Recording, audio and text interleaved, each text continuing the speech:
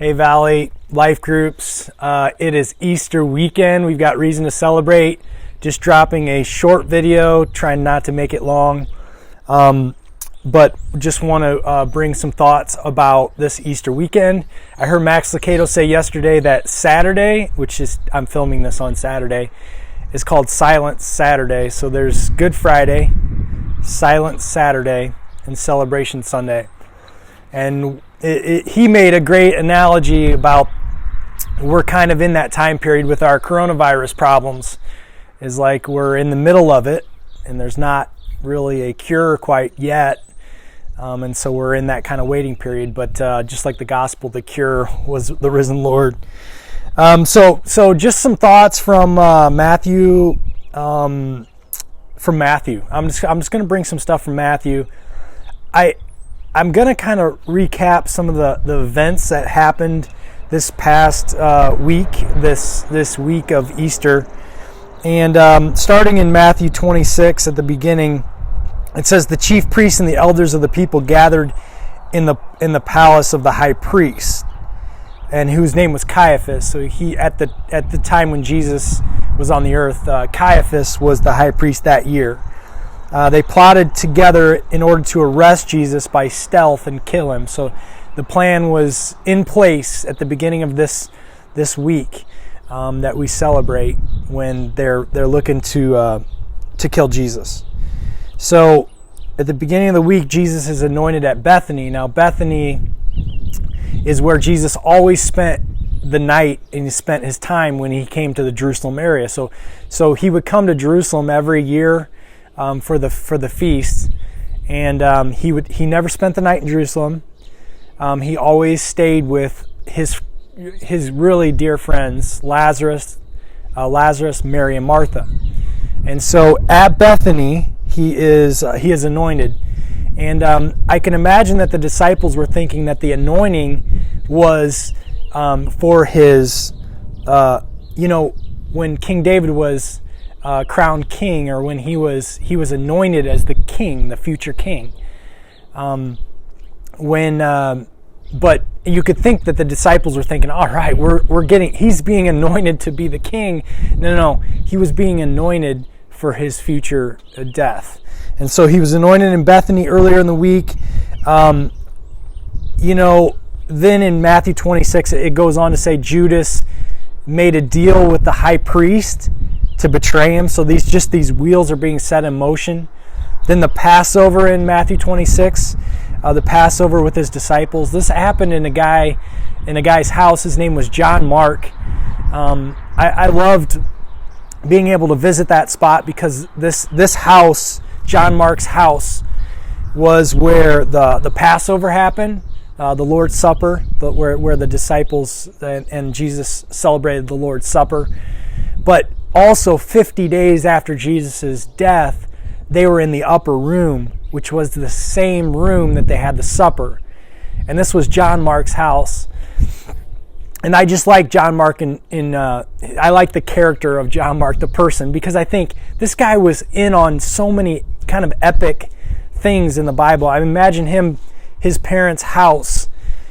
He was young when Jesus was crucified. And imagine him being the fly on the wall in these epic events of the Last Supper, the day of Pentecost. And later, John Mark goes on to travel with Peter. And you remember Paul. And you remember Paul, he abandoned Paul, and Paul was kind of done with him. But later he goes on and he travels with Barnabas.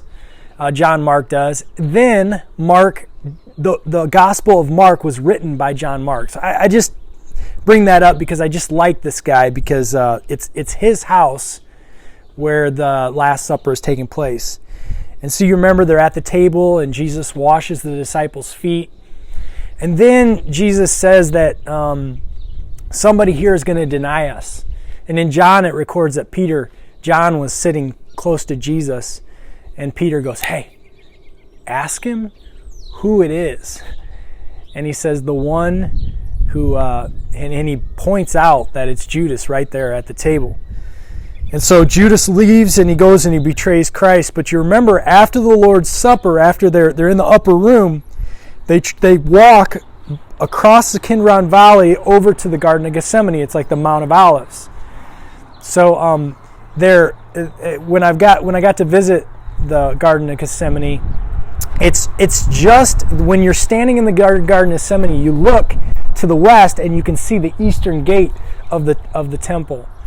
And right now, the eastern gate, that entrance to the eastern gate was cemented and blocked up, so it was closed off. But prophecy says that Jesus is coming back through that eastern gate. And but when you're standing in the Garden of Gethsemane, well, when I got to visit there, some of the trees there they've calculated are 2,000 years old. And you can see in Matthew 26, Jesus asked them. He says, and when this is Matthew 26, 30 to 35, and when they had sung a hymn, they went out to the Mount of Olives. And then Jesus said to them, "You will all fall away because of me this night. For it is written, I will strike the shepherd, and the sheep of the flock will be scattered. But after I am raised up, I will go before you to Galilee." And Peter answered him, "Though all they fall away, I will never fall away." And Jesus said to him, "Truly, I will tell you, this very night when the rooster crows, you will deny me 3 times. So Peter's like, hey, all of these morons, they're going to leave you, but I will never leave you. And then, Jesus predicts that Peter's going to deny him. At the Garden of Gethsemane, you remember how Jesus asked them, it was one of the darkest days of Jesus' life, and he was vexed to death in his soul. And he asked the disciples, will you watch and pray with me? Stay up with me and pray. And you remember they fell asleep. Peter, James, and John, he asked them to pray, and they fell asleep. When they woke up, Judas had come to betray him. In Matthew 26, 51, it says, "And behold, one of those that were with Jesus stretched out his hand and drew his sword." So after he's betrayed, Peter pulls a sword. And Jesus said to him, "Put away his sword in its place, for all who take up the sword will perish by the sword." So this is the part where Caiaphas' servant has his ear cut off by Peter and the sword. At this point, they arrest Jesus. They leave the disciples there, and they march him across the Kidron Valley. They walk up these steps to the high priest's home. In the high priest's home, Scripture used the word palace. It was a very nice home. And in the basement, when I was in Israel, I got to be in this house. And it's really powerful to be down in the basement because that's where they interrogated prisoners. And there's these hooks in the wall where they strap prisoners' hands and they would beat them. And they took Jesus down in the basement of Caiaphas' house and they flogged him, beat him. They weren't allowed to put him to death because they didn't have the authority. Only Romans could put him to death. But when you walk outside of Caiaphas' house, there is a courtyard still there. The house is the same as it was. And sadly, there's a statue there. And it's a statue of Peter, and there's a rooster in the statue as well. And there's a monument put to Peter denying Christ. And it says, and this is Peter when he is accused of being one of Christ's followers, and he said, then he began to invoke a curse on himself and swear, "I do not know the man." And immediately the rooster crowed, and Peter remembered the saying of Jesus, "Before the rooster crows, you will deny me 3 times." And he went out and wept bitterly. And in Luke, it describes that somehow Jesus and Peter caught eyes at the exact moment when he denied Christ. And Peter just was crushed. You can imagine just how you would feel to say, "I will go with you anywhere," and then to deny him and then catch his eyes. So you know how the story continues, how Jesus was crucified and he came back from the dead, of course, on Easter morning. But the part I wanted to focus on is that the denial of Jesus. And we've been talking about faith, and Peter, as bold as his statements always were, when the time came, he wasn't bold. He sadly denied Christ. And thinking in in the terms of Peter, I think about how we need to be more bold in our faith. But what's really sad is that Peter left thinking that Judas and him were the two guys that denied Christ, but Jesus, when he came back from the dead, pulled Peter back in. And at one point, he had a meal with him on the beach of like the Sea of Galilee.